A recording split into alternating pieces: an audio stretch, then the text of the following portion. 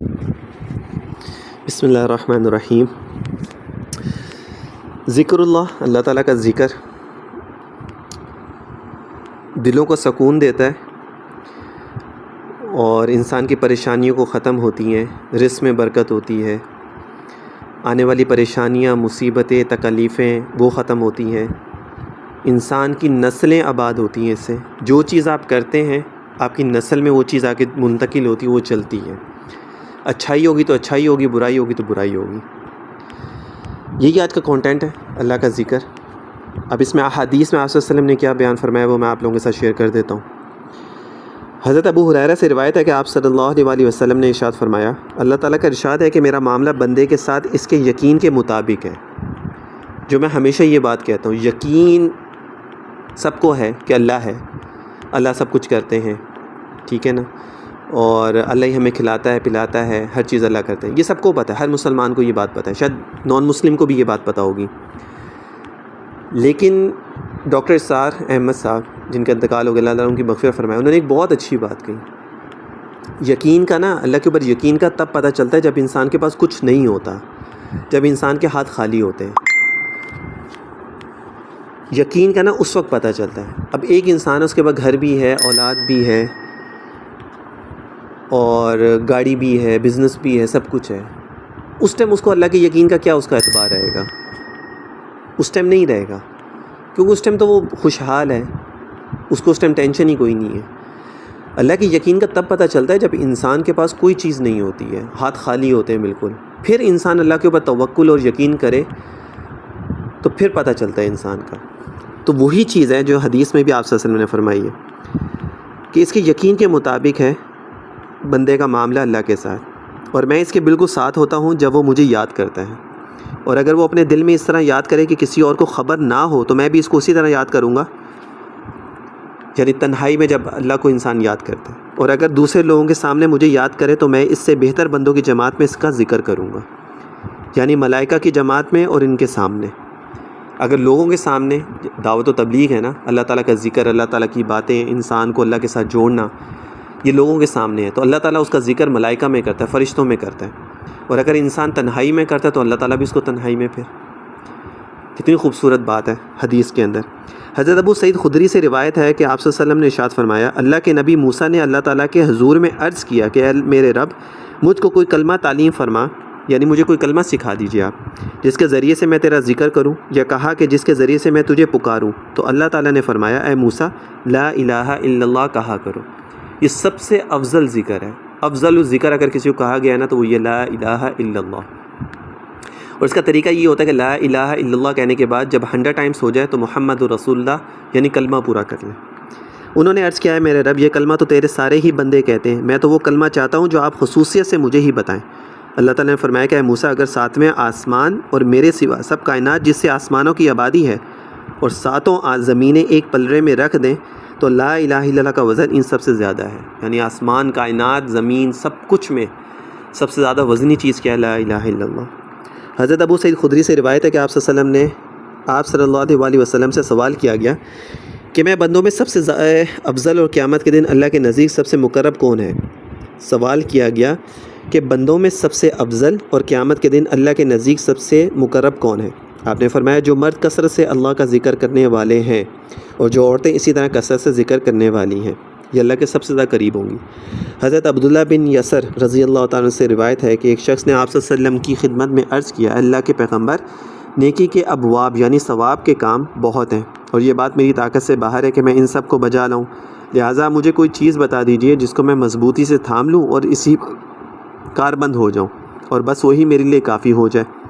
یعنی نیکی کے کام تو بہت زیادہ ہیں، لیکن کوئی ایک ایسی بتا دیں کہ جس میں وہ کر لوں اور میں اسی میں وہ میرے لیے کافی ہو جائے۔ اسی کے ساتھ یہ بھی عرض کیا کہ جو کچھ آپ بتائیں وہ بہت زیادہ بھی نہ ہو، کیونکہ خطرہ ہے کہ میں اس کو یاد بھی نہ رکھ سکوں، یعنی مختصر اور جامع ہو۔ ان کے کہنے کا مطلب یہ ہے کہ تھوڑا ہو لیکن اس کے فائدے بہت زیادہ ہوں۔ آپ نے فرمایا، بس اس کا اہتمام کرو اور اس کی عادت ڈالو کہ تمہاری زبان اللہ کے ذکر سے تر رہے، یعنی ہر وقت اللہ کا ذکر، کوئی بھی تسبیح، لا الہ الا اللہ پڑھا، اللہ اکبر، سبحان اللہ، الحمدللہ، استغفر اللہ، صلی اللہ علیہ وسلم، تسبیحات ہر وقت اپنے آپ کو ذکر سے۔ حضرت ابو ہریرہ سے روایت ہے کہ آپ صلی اللہ علیہ وسلم نے ارشاد فرمایا جو شخص کہیں بیٹھا اور اس نشست میں اس نے اللہ تعالیٰ کو یاد نہیں کیا تو یہ نشست اس کے لیے بڑی حسرت اور خسران کا باعث ہوگی، یعنی خسارے والی ہے وہ نشست جس میں اللہ کا ذکر نہ ہو۔ اور اسی طرح جو شخص کہیں لیٹا اور اس میں اس نے اللہ تعالیٰ کو یاد نہیں کیا تو یہ لیٹنا اس کے لیے بڑی حسرت اور خسران کا باعث ہوگا۔ یعنی اگر کہیں بیٹھا ہے یا لیٹا ہے، کہیں نشست میں، کہیں مجلس میں، اور اللہ کا ذکر نہیں کیا اس نے، اللہ کا ذکر نہیں ہوا وہاں پر، بڑی خسارے والی ہے وہ۔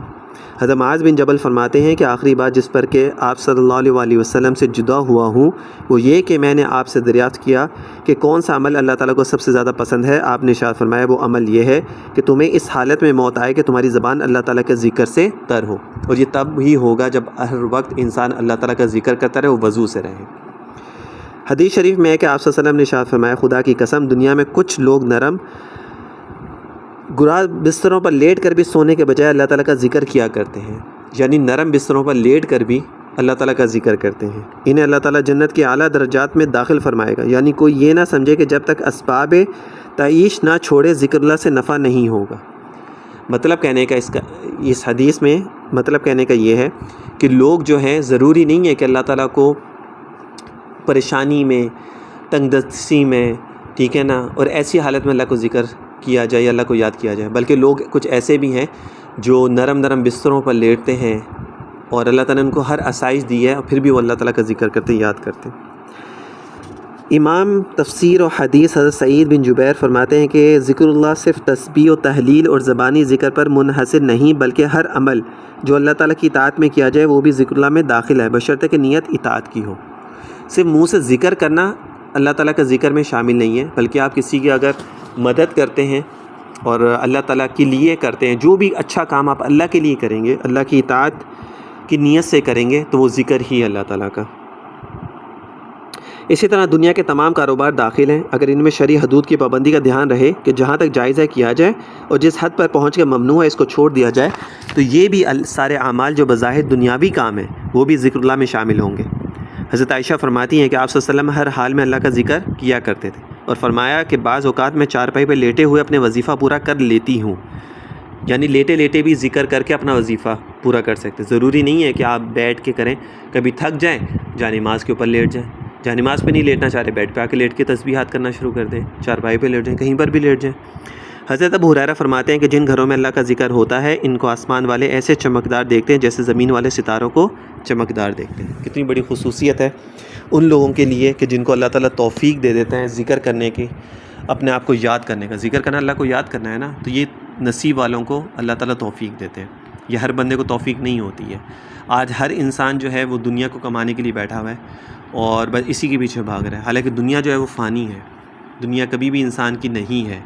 ضرورت کی چیزیں اللہ تعالیٰ نے انسان کو دی ہیں دنیا میں رہنے کے لیے، ادروائز اور دنیا کا کوئی کام نہیں ہے۔ اصل زندگی وہ آخرت کی ہے، وَلَلْآخِرَةُ خَيْرٌ وَأَبْقَىٰ، آخرت بہتر بھی اور باقی رہنے والی بھی ہے۔ آپ صلی اللہ علیہ وسلم کو اللہ تعالیٰ نے قرآن میں فرمایا، جب قرآن میں اللہ تعالیٰ نے فرما دیا تو ظاہر سی بات ہے پھر اس کی کوئی نہ کوئی امپورٹنس تو ہے نا۔ لیکن آج ہماری بدقسمتی یہ ہے کہ ہم لوگ جو دنیا کے پیچھے بھاگ رہے ہیں، لوگوں کے پیچھے بھاگ رہے ہیں، پیسے کے پیچھے بھاگ رہے ہیں، لیکن ہم اللہ کا ذکر اپنی زبان سے جاری نہیں کرتے۔ اسی وجہ سے آج ہمارے پاس سب کچھ ہونے کے باوجود بھی جو ہے نا پریشان ہے، تکلیف میں ہے، مصیبت میں ہے اور سکون نہیں ہے۔ بہت سارے لوگ کہتے ہیں ہمیں سکون نہیں ہے، دل کے اندر سکون نہیں ہے، اور ہم نے ان لوگوں کو بھی دیکھا جن کے پاس کچھ نہیں ہے، بڑے مطمئن ہیں، بڑے سکون میں۔